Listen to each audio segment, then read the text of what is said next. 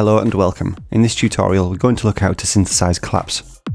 I'm going to be doing this in Vital, but the same techniques can be applied in Serum, Phaseplant, or anything else that can play a sample like white noise. So let's get into it.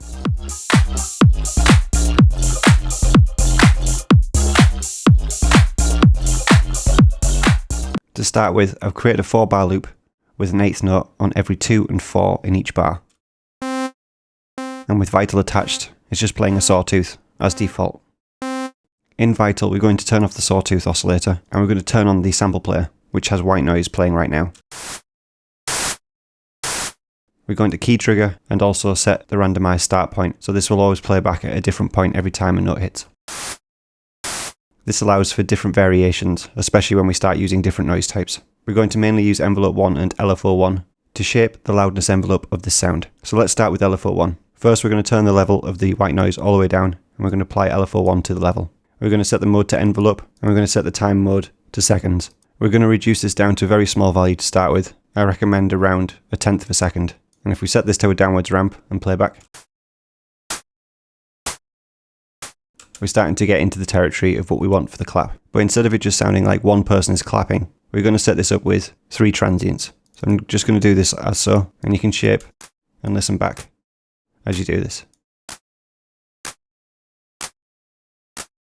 And if you increase the timeout, you can hear it sounds like there's 3 separate hits.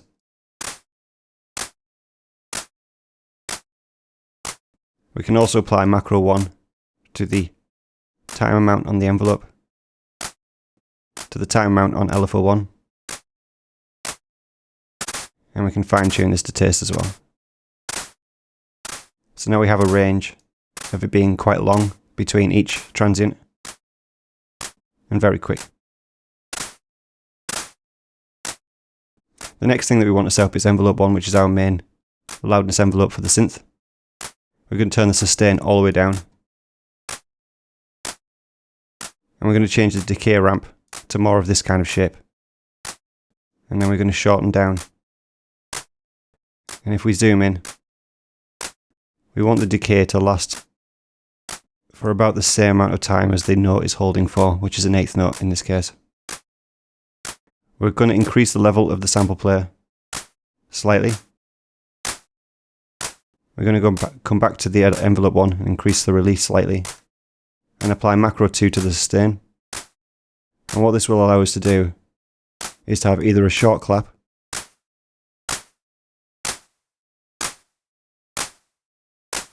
or a clap with a little bit of a longer tail.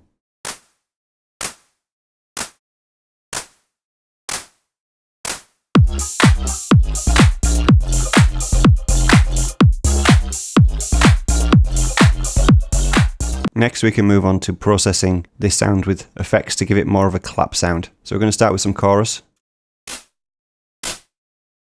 And just by reducing the voices all the way down to 4, bringing the feedback down and bringing the mix down slightly, it just gives the overall sound a little bit of a wash, like it's in a small room. Next I'm going to add a filter. And this is just when I add the compressor, it doesn't make it clip.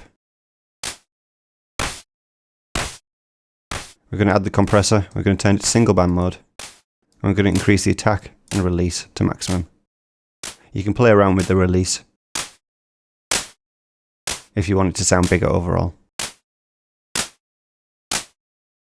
Next we're going to apply a small amount of distortion, just for some grit. Next we're going to apply an equalizer, and this is where a lot of the shaping of the sound really starts to come into play. We're going to add in a high pass filter to get rid of any lows that we don't want. We're going to add in a low pass filter and bring this to retain some of the highs but not too much, so it's not too bright.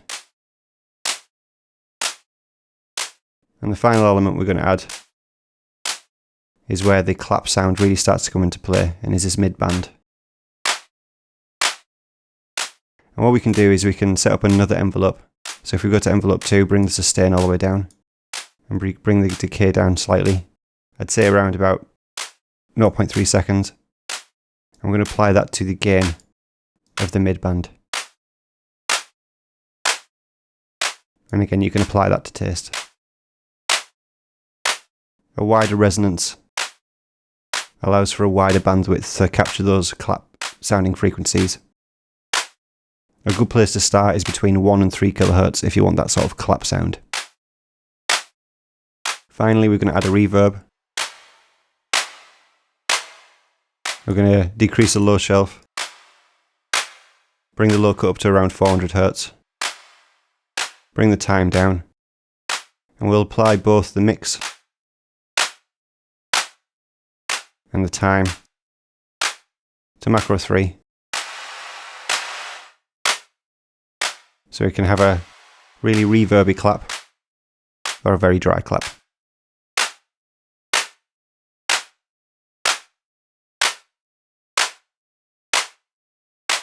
Finally, outside of Vital, we can just apply a secondary EQ just to shape this sound a little bit further. Again, around 1 kHz is where you get that body clap sound. And you can notch a little bit above that, around 2 and 3 kHz, just to refine a little bit more. And you can lift a high shelf as well, if you want to make it a little bit brighter.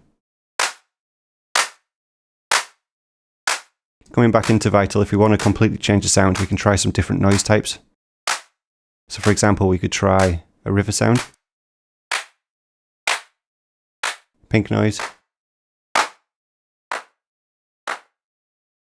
As you can hear, we're getting very different clap sounds, but all very usable still nonetheless. I personally quite like the river sound in Vital. Obviously with Serum and Phaseplant you can have different noise types, and you can add your own different noise types as well. Let's listen back to all of this in context to a full drum beat.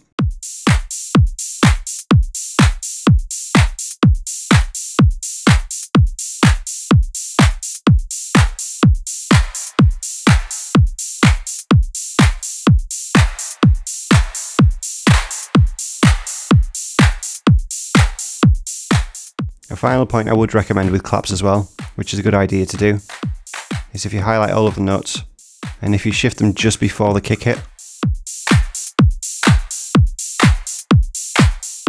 you find a lot of this happens in house music. It just pushes the beat a little bit and adds to the groove. Let's bring in a bass line as well.